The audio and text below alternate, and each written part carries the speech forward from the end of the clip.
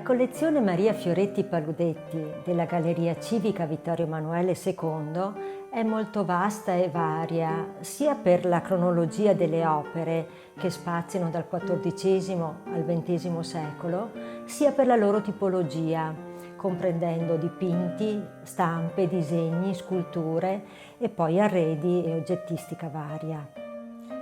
Il nucleo principale della collezione è comunque costituito da opere di pittura veneta del Novecento ed è frutto spesso della frequentazione diretta del Paludetti con gli artisti.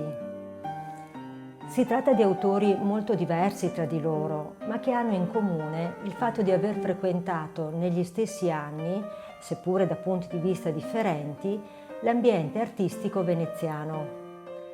Tra di loro, il nome forse più noto è quello di Filippo de Pisis, di cui in Galleria Civica è esposto questo ramo di fiori del 1939. Vi sono poi opere di Virgilio Guidi, il poeta della luce come è stato definito, di Natalino Scarpa Bentivoglio, detto il Cagnaccio di San Pietro, e poi di Pio Semeghini, Carlo Dalla Zorza, Neno Mori, Eugenio da Venezia, Fioravanti e Seibezzi e molti altri.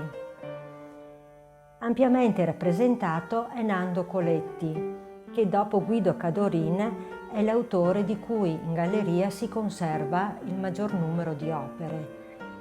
L'artista infatti era molto apprezzato dal Paludetti, che lo riteneva il più puro interprete del paesaggio veneto.